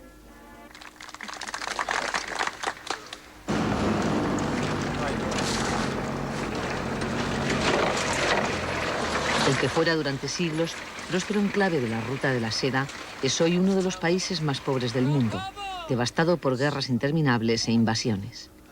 En 1989, tras la retirada de la Unión Soviética, Washington dio la espalda a Afganistán, el país que le ayudó a ganar la Guerra Fría. Un inmenso error, porque perdió la posibilidad de influir en este territorio indomable, dividido en 1000 facciones y en el que encontrarían refugio las mafias de la droga y el terrorismo internacional más fanático. Organizaciones como las que el 11 de septiembre sacudieron los cimientos de la primera potencia y quebraron sin saberlo las viejas reglas del juego. Decir que ha empezado una nueva era en la historia de las relaciones internacionales pues me parece un poco prematuro, porque esas cosas solamente el tiempo las dice, ¿no? Pero lo que sí me parece es que la transición que se inició con la caída del muro y con la desaparición de la Unión Soviética, pues esa transición sí llega a su fin. En esencia, yo creo que lo que cambió el 11 de septiembre fue que los americanos descubrieron que no eran invulnerables en su propio país y también descubrieron que no eran respetados o amados en el mundo tanto como posiblemente pensaban. Es que tiene un impacto enorme, entre otras cosas, porque es que hasta hace muy poquito tiempo la historia no se ha hecho a través de documentos visuales. Ahora es que se hace a través de documentos visuales. Y lo visual, pues entra muchísimo más directamente, más fácilmente y tiene muchísimo más impacto. Pero en fin, yo creo que con el paso del tiempo se le dará la dimensión que tiene. Nueva York, 9:30 de la mañana del 11 de septiembre. La policía graba desde un helicóptero imágenes de las Torres Gemelas, dos inmensas columnas de humo heridas de muerte. Minutos más tarde, una ha desaparecido. Casi a la misma hora, un avión se estrella en el Pentágono y un cuarto en Pensilvania. La potencia se despierta en medio de la peor de las pesadillas. Desde que en 1814 los británicos incendiaron Washington, Estados Unidos nunca había sufrido un ataque en su propio territorio. El 11 de septiembre ha supuesto, sin duda, el mayor fracaso de la historia de los servicios de inteligencia de Norteamérica. Nadie va a poder desmentirme. ¿Pero qué ocurrió? Sé que hay investigaciones oficiales, investigaciones del Congreso, que intentarán aclarar el fallo, pero me parece que la causa pudo ser la autocomplacencia. En 1993, un grupo de hombres, algunos miembros de Al-Qaeda, atacaron el World Trade Center. Se trataba de un hecho sin precedentes. ¿Y qué pasó? Fueron detenidos, se arrestó a mucha más gente, se descubrieron los planes del ataque y las fuerzas de seguridad debieron de pensar que el problema de alguna forma estaba resuelto.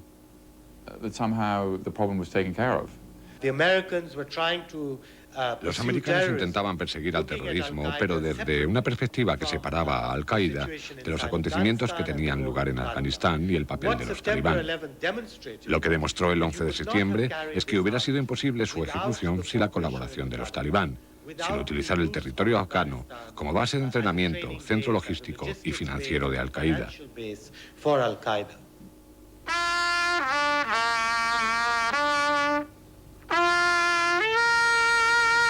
Todos los 11 de cada mes y a la misma hora en que los aviones impactaron contra las torres, los trabajos de desescombro se interrumpen durante unos minutos para dedicárselos a las víctimas.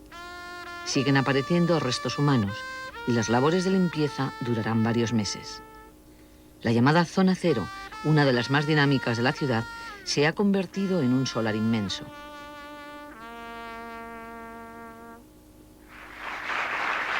Los atentados suicidas han sembrado la semilla de la inseguridad en la sociedad americana. Sus ciudadanos saben que forman parte de una nación poderosa y vulnerable. Vulnerable porque los sistemas de control y la inmensa maquinaria bélica sirvieron de poco para impedir los ataques terroristas. Y fuerte porque la mayoría de los países, incluidos los islámicos, se pusieron de inmediato a disposición de los Estados Unidos, que ha revalidado su papel de superpotencia en solitario.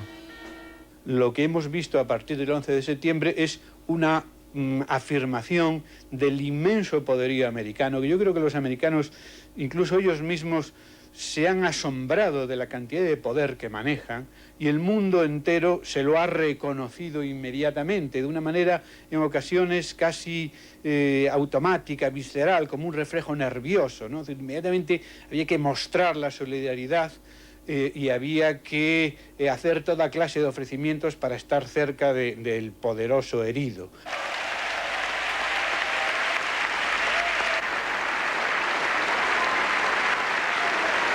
El 20 de septiembre, George Bush promete solemnemente en el Capitolio que perseguirá hasta el final a los culpables y califica los atentados como un ataque a la civilización. Bush, un recién llegado a la Casa Blanca, al que hasta entonces no le interesaba la política exterior, se autoproclama ese día líder de la coalición mundial contra el terrorismo. Every nation in every region now has a decision to make. Either you are with us or you are with the terrorists.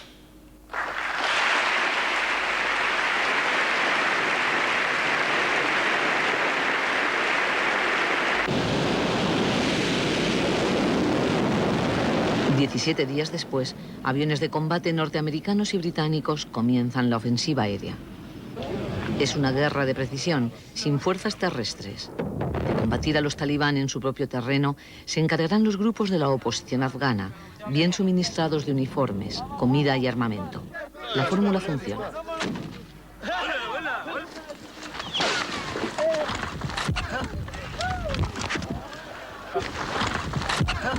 Y ahora se ha visto que algo han aprendido, los estadounidenses, es haber permitido, entre comillas, o propiciado, o al menos cara al exterior, parece así, una vía de solución interna. Quiero decir que parece que han sido los propios afganos o parte de los propios afganos los que se han unido de alguna forma y se han entendido de alguna manera y puesto de acuerdo para propiciar una solución temporal desde dentro. Esto no se hizo cuando lo de la guerra del Golfo. Kabul cae el 13 de noviembre y para entonces ya está en marcha la formación de un futuro gobierno del que no formarán parte los talibán. Pero la paz no será fácil para los afganos. Tras 24 años de guerra, el país, un mosaico de etnias y culturas, está desvertebrado y es inmensamente pobre. Faltan escuelas, hospitales, una agricultura alternativa al cultivo de opio. Sus refugiados se cuentan por millones y la reconstrucción, de llevarse a cabo, tardará más de una década. Una factura demasiado costosa para ser pagada por terceros. No sabemos todavía las condiciones en las que se va a dar la pacificación y el desarrollo de Afganistán, ¿no? Es decir, sabemos cosas muy genéricas, que va a haber una fuerza de paz que se va a interponer allí y poquitas cosas más, ¿no? Hombre, a mí me gustaría creer, es decir, que la salida de Afganistán es pasar de la situación que está a una democracia plena, pero me parece utópico en estos momentos, ¿no? Me parece que hay que hacer acercamientos y es verdad que en Afganistán y en otros muchísimos sitios uno se da cuenta de que si hace muchos años se hubiera aplicado una especie de plan Marshall, como se aplicó en Europa en su momento para la reconstrucción, seguramente las cosas hubieran sido muy diferentes, ¿no? Eran una de las maravillas del mundo antiguo y fueron esculpidos por manos anónimas durante el siglo III. La UNESCO los declaró hace tiempo Patrimonio de la Humanidad. 4 años después, el Departamento de Justicia ha hecho públicos los vídeos inéditos del vuelo 77 de American Airlines que se estrelló contra el Pentágono el 11 de septiembre. Murieron en total 184 personas. Las autoridades dicen que la grabación demuestra que no fue derribado por un misil. Muy buenas noches. En Madrid, manifestación de trabajo. Nuevas imágenes del impacto del avión de la American Airlines en el Pentágono el 11 de septiembre de 2001. Parece que el gobierno de Estados Unidos ha decidido mostrarlas hoy para desmontar la teoría de la conspiración y demostrar que fue un avión y no un misil lo que atacó el Pentágono aquel día, causando casi 200 muertos.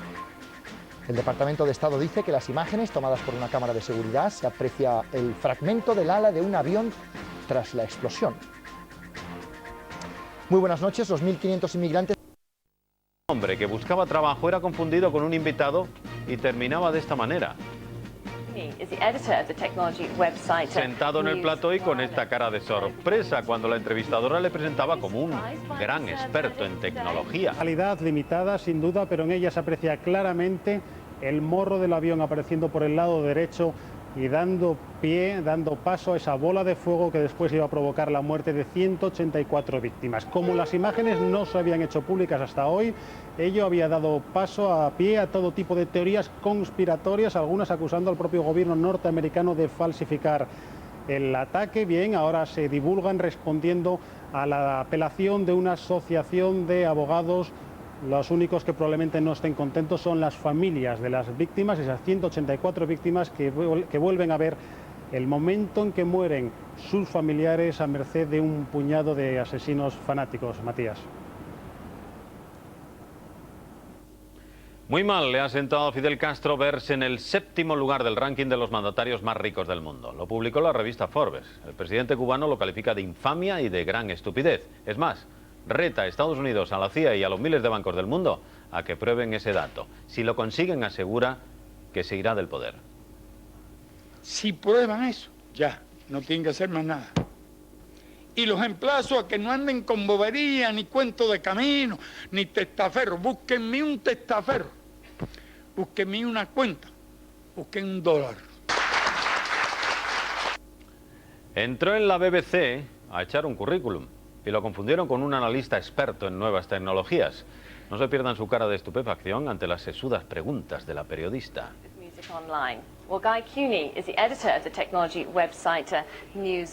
Ahí está, ha ocurrido esta mañana en un programa de economía en directo, sentado en el plató y con un micrófono en la chaqueta. A pesar de la sorpresa inicial, el entrevistado accidental responde durante varios minutos y con cierta soltura a la entrevistadora. El verdadero analista esperaba plantado en la recepción de la emisora. La policía detiene a 18 albano-kosovares como responsables de 70 violentos asaltos a chalets con sus propietarios dentro. Se lo contamos en unos segundos. ¿En qué se fijan primero las mujeres? El 26% de las consultas.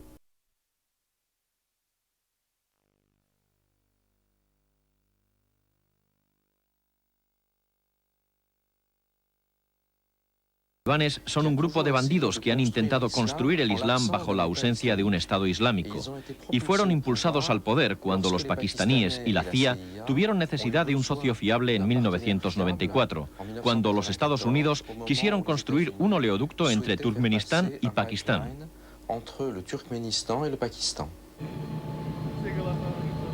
Hasta 1997 Estados Unidos no dio la espalda del todo al régimen talibán. Pese a las frecuentes denuncias en materia de derechos humanos, los intereses económicos eran muy fuertes. Estaban en juego los derechos sobre varios proyectos para construir oleoductos en Afganistán y Unocal, el gigante petrolero americano, no tuvo escrúpulos en coquetear mientras fue posible con los talibán, incluyendo generosos donativos a la escuela coránica de Kandahar.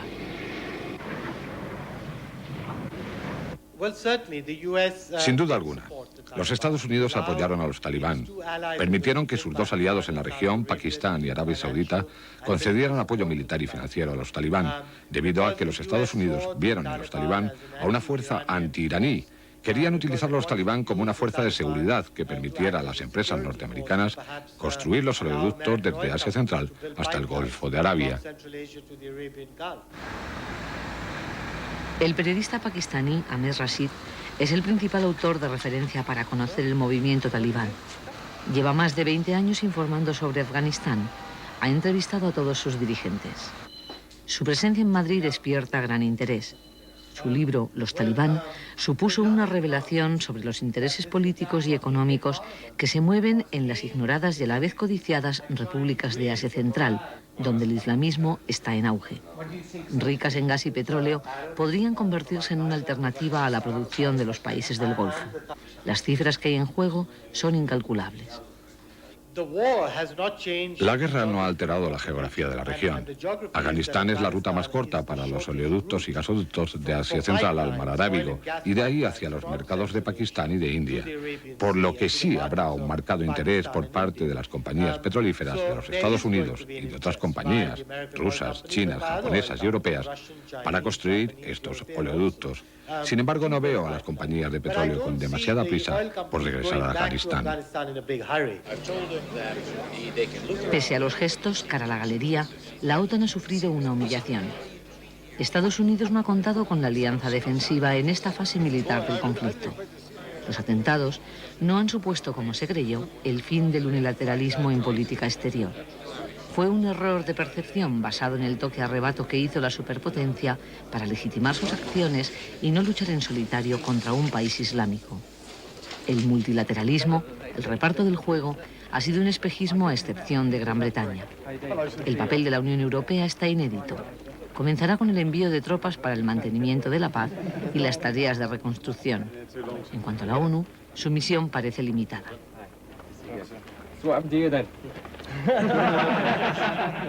Las Naciones Unidas servirán para dirigir o dar cobertura a la reconstrucción de Afganistán, pero no en absoluto para dirigir la guerra contra Afganistán o cualquier otra que venga después. En ese sentido, pues hay una reafirmación de la actuación en solitario de los Estados Unidos. Luego, por otras organizaciones internacionales a las que pertenece Estados Unidos, como es, por ejemplo, la OTAN, pues efectivamente han quedado sumamente relegadas. Estados Unidos ha dicho, no, esto no es un trabajo para la OTAN, es un trabajo que lo podemos hacer nosotros, necesitamos muy poca gente, necesitamos, en primer lugar, bombardeo de precisión, la OTAN no lo tiene. Rusia ha aprovechado los acontecimientos para resituarse en el concierto de naciones, para colaborar con Estados Unidos a cambio, probablemente, de mirar hacia otro lado en Chechenia. Enemigos de ayer, aliados de hoy, y en ambos casos, Afganistán en juego. El caso de Afganistán es otro caso manifiesto. Estados Unidos apoyó y estimuló toda la acción islamista más radical en el momento en que era útil para responder a los soviéticos, luego se desentendió de ella, posteriormente incluso siguió apoyando a los talibanes frente a la Alianza del Norte, que sin embargo ahora se ha convertido en el aliado de Estados Unidos frente a los talibanes. Es decir, estamos en una política que, vista toda en conjunto, pues yo la resumiría diciendo, hoy te apoyo, mañana te combato y pasado ya veremos. Así se ve desde fuera. Our heroes will now open the marketplace, the green button. 17 de septiembre, reapertura de Wall Street, la bolsa de Nueva York. Ese día la campanada que marca el inicio de la sesión corre a cargo de la policía y de los bomberos de la ciudad, los héroes del momento. Los atentados acentúan la crisis económica que estaba en marcha. Se trata de la primera recesión global del planeta y ha obligado a rebajar las previsiones de crecimiento para el próximo año a la mayoría de los países desarrollados. Entre los grandes, solo se ha salvado China, ajena a los efectos de la globalización. Los países pobres, sin recursos para sobrevivir a la crisis, han tocado fondo. Lo que ha sucedido es que toda esta crisis global, añadida a la crisis política, ha hecho que los países pobres en estos momentos ni se hable. Lo que ha hecho la crisis terrorista es introducir otro factor de incertidumbre en la coyuntura, que es el consumo de los ciudadanos. Cuando hay crisis económicas y cuando hay crisis políticas como lo que estamos viendo, los ciudadanos se retraen, viajan menos, consumen menos, etcétera, etcétera. Y esto es lo que faltaba a la economía, puesto que la inversión estaba parada y todo dependía del consumo de los ciudadanos. Cuando ese consumo se limita, como está pasando ahora, la crisis económica se profundiza, ¿no? This is a seized Al-Qaeda training manual. Esto es un manual de entrenamiento de Al-Qaeda, una guía para terroristas. Contiene instrucciones para asesinar en una sociedad libre. Así justificaba el fiscal general John Ashcroft la contundencia de las medidas antiterroristas aprobadas en Estados Unidos. Las encuestas reflejan que la opinión pública norteamericana reclama seguridad, aunque sea a cambio de limitar derechos fundamentales, autorizar la detención indefinida o juzgar a los sospechosos de terrorismo en tribunales militares. Un precio justo para quienes califican los atentados como un acto de guerra. Police, don't move! Put your hands on top of your head! Police, don't move! Put your hands on top of your head! Now! Querían provocar una guerra, ¿eh? Y en ese sentido creo que es un acto de guerra y por lo tanto ciertos elementos de la dinámica de la guerra deben ser incluidos en la lucha contra el terrorismo. Yo creo que eso más bien son tribunales de guerra en los que se trata de no dar la oportunidad de convertirlos en un foro de propaganda, en una forma de filtrar informaciones delicadas que exponen a fuentes de inteligencia. Yo creo que esa es la intención. Europa también ha tomado medidas. Los 15 se han puesto de acuerdo en un tiempo récord para definir los delitos de terrorismo y aprobar la llamada Orden Europea de Detención. Gran Bretaña ha ido más lejos y ha aprobado una ley de emergencia antiterrorista que ha dejado en suspenso el artículo 5 de la Convención de Derechos Humanos, en el que se garantiza el derecho a recibir un juicio justo.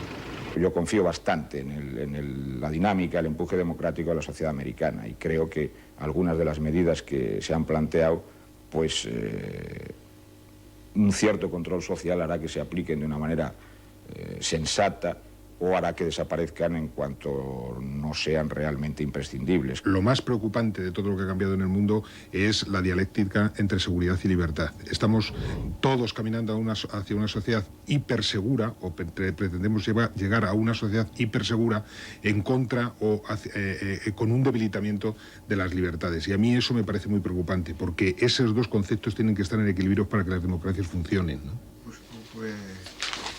Gilles Kepel lleva años investigando la llamada Guerra Santa o Yihad, uno de los fenómenos políticos religiosos que han marcado el último cuarto de siglo. Kepel tiene datos que le permiten afirmar, aunque algunos acontecimientos parezcan indicar lo contrario, que los movimientos islámicos han entrado en una fase de declive y que las sociedades musulmanas desean acceder a la modernidad.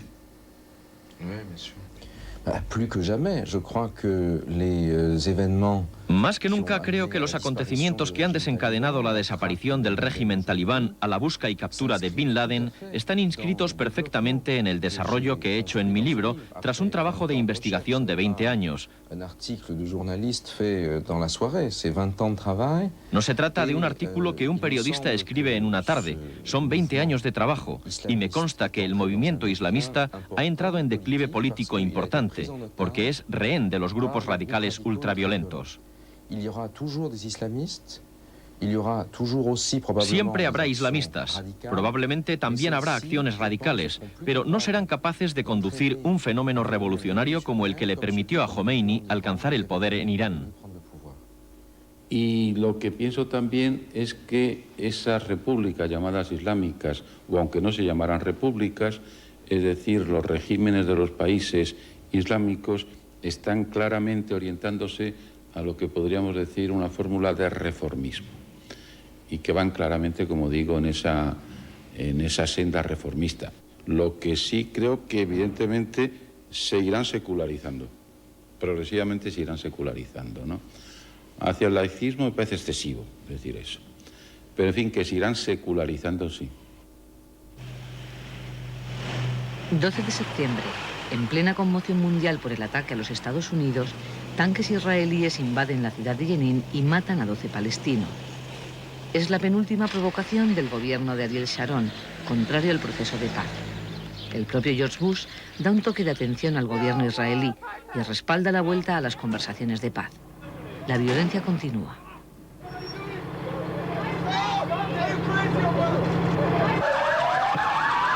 De diciembre es sábado, día festivo de los judíos. Un coche bomba y 2 atentados causan 14 muertos y casi 200 heridos en Jerusalén. Comienza una cadena de acciones suicidas.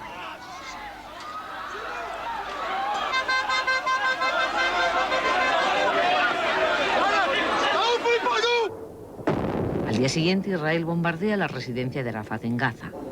Es la historia interminable. 50 años de violencia, injusticias y promesas incumplidas. Un foco de tensión permanente en la zona. La cuestión palestino-israelí por sí misma tiene tanta entidad y es tan determinante y marca tanto la situación de la zona y va a influir tanto en el futuro inmediato y viene influyendo desde el pasado, que al margen de que hubiera o no conflicto en Afganistán, una solución tendría que buscarse para el problema palestino. Y desde luego, insisto, eso es lo fundamental. Ciudad de Ramala. Al término del Ramadán, Arafat recibe al cuerpo diplomático. El viejo guerrero quiere volver al proceso de paz, a la paz de los valientes. Pero el desgaste político del líder palestino es cada día mayor. Muchos dudan de que llegue a ver como mandatario la constitución del Estado palestino. Los israelíes le acusan de no combatir a Hamas y a la yihad islámica. Los palestinos de hacer parte del trabajo sucio de Israel. Y otros países de no combatir lo suficiente la corrupción en sus territorios. Arafat seguramente ha cometido errores políticos y algunos importantes, y que esos errores políticos los ha ido acumulando seguramente durante la última década del siglo XX, durante los años 90, y se han ido incrementando, indudablemente.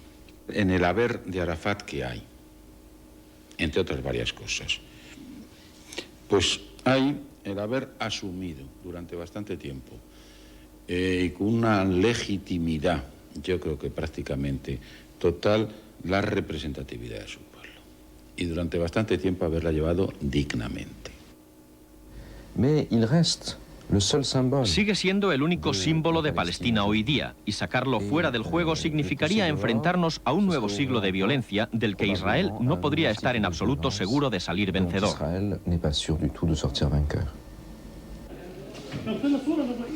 El 18 de diciembre, Saddam Hussein llamó sin éxito a los países árabes a unirse contra Israel advirtiéndoles de que pueden ser objeto de futuras agresiones. Pero el presidente iraquí no goza de predicamento entre las naciones islámicas desde hace tiempo. Estados Unidos lo sabe y podría aprovechar el éxito de la operación militar en Afganistán para intentar cancelar en las próximas semanas la cuenta pendiente que dejó con Saddam en la guerra del Golfo. Naturalmente aquí quien aparece en el punto de mira americano es sobre todo Irak, por razones que no se refieren ya solo al apoyo concreto de terroristas, sino por la posesión de armas de destrucción masiva.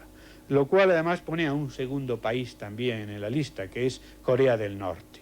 Es decir, con armas de destrucción masiva, y no ya utilizándolas directamente esos países, sino entregándolas a terroristas, pues se pueden conseguir efectos del mismo tipo o con una capacidad destructiva todavía mayor. La administración estadounidense creo que sabe muy bien que el problema no se concluye con Afganistán, ni se concluye buscando la solución temporal que se busque, y concretamente la que se ha dado ahora.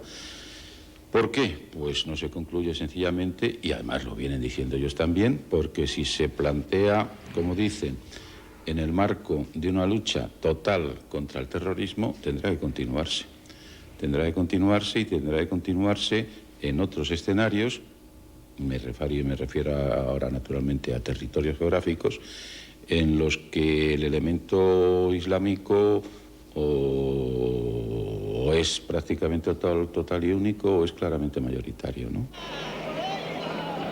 Yemen, Somalia y Sudán, países refugio de células terroristas vinculadas a Bin Laden, tendrán que demostrar con quién están si no quieren correr la misma suerte que su vecino afgano. Los nuevos objetivos militares norteamericanos abarcan desde el Cuerno de África hasta Asia Central. El problema no ha terminado. Puede haber más atentados y probablemente con el mismo objetivo de los autores del 11 de septiembre, desencadenar una guerra contra Estados Unidos y provocar la caída de algunos gobiernos islámicos. Creo que declararon una yihad global contra Occidente y contra los americanos, pero también que buscaban generar una ola de inestabilidad en el mundo árabe que pudiera desembocar en el derrocamiento de numerosos regímenes árabes, especialmente el régimen saudita y los estados del Golfo Pérsico.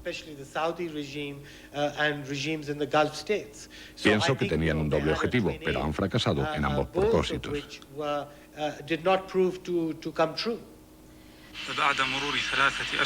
En su cuarta grabación, difundida el 27 de diciembre, el hombre que aterrorizó a los Estados Unidos, el millonario saudí Osama Bin Laden, que presenta un aspecto muy deteriorado, llama héroes a los terroristas suicidas y asegura que el fin de la primera potencia está cerca. La propia administración americana no se cansa de repetir que puede haber otros ataques en marcha. Desde que se difundió el contenido de su anterior vídeo, encontrado en circunstancias no aclaradas en Jalalabad, son ya muy pocos los que dudan de la autoría del 11 de septiembre. El propio Bin Laden comenta el éxito de los atentados y reconoce su participación.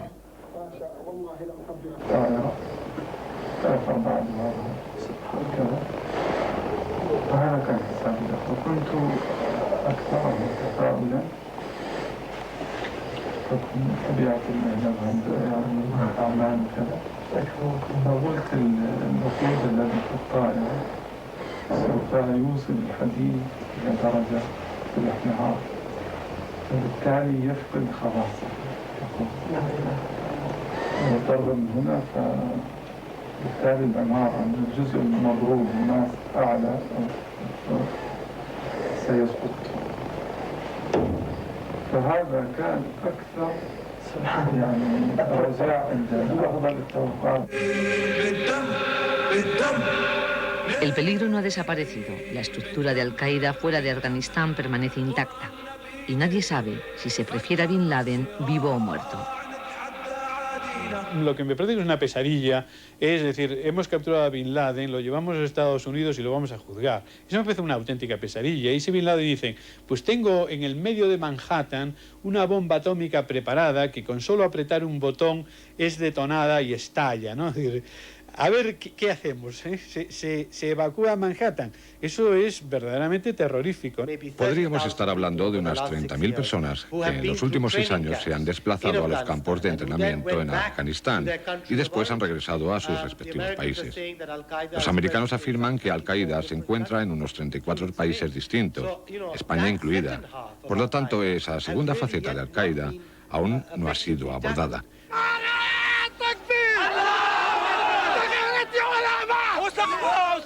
Los autores del 11 de septiembre intentaron justificar sus crímenes abrazando causas legítimas como Palestina o la situación de miseria de países como Afganistán. Otro motivo de reflexión será evitar que el terrorismo internacional goce de coartadas y apoyos. En las últimas 2 décadas en el mundo las desigualdades han crecido exponencialmente como nunca en ningún momento de la historia, ¿no? Hay muchísimos desheredados, hay muchísima gente que necesita algún tipo de esperanza. Y si no tenemos cuidado con esas cosas, entonces es cuando llegan los redentores, ¿no? Llegan los redentores y hacen banderas del terrorismo y de otras muchas cosas. Entonces yo creo que debemos acabar con el problema terrorista y en el momento que hayamos acabado con el problema terrorista debemos abrir una reflexión importantísima sobre lo que está pasando en este mundo, es decir, porque está estallando por todas partes, ¿no? Una de las cosas que no ha cambiado el 11 de septiembre es que pues, sigue habiendo en el mundo 3.000 millones de personas que viven con menos de $2 al día, o que en África hay pues, 37 millones de personas infectadas con SIDA. Situaciones, por citarlas, que son de naturaleza económica o social, más que las estrictamente políticas, eso sí que hay. Y eso es, sin duda ninguna, pues un cultivo de actitudes desesperadas, ¿no? Hay que levantar el ánimo de una nación herida. Es la consigna. Y los americanos se han puesto manos a la obra para que el país vuelva a ser más o menos el de siempre. Y Nueva York, la ciudad más bulliciosa y visitada del mundo. They all look so wonderful. How's the Ben Stiller? Ben Stiller, very popular. Okay, I'll have the Ben Stiller. One Ben Stiller. Oh, and could I get that with bacon? With bacon, you got it. Hey, Stiller, table 3, with bacon. Everyone has a New York dream. Come find yours. The New York Miracle. Be a part of it. Waiter, could I have a doggy bag?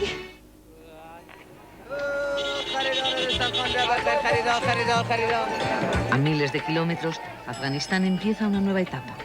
No será fácil, y menos si se queda, como otras veces, huérfano ante su escaso futuro. El mundo no puede ignorar a un Estado fracasado, y Afganistán lo es. Desde 1989 fue ignorado tras la retirada de las tropas soviéticas. Acabó derrumbándose y dominado por los señores de la guerra. Fue este fracaso lo que estimuló la aparición del terrorismo y permitió que organizaciones terroristas extranjeras, como es el caso de Al-Qaeda, pudieran establecer sus bases.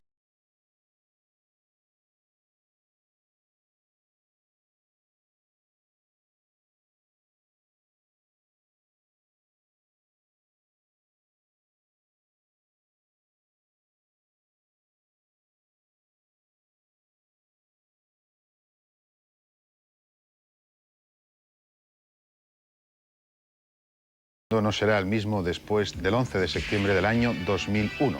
Pero bien, está a punto de comenzar otro año y les deseo lo mejor a todos ustedes en nombre del equipo de Informe Semanal. Lo que pueda suceder en el próximo año se lo contaremos, como siempre, con nuestros reportajes. Un saludo para todos y muy buenas noches.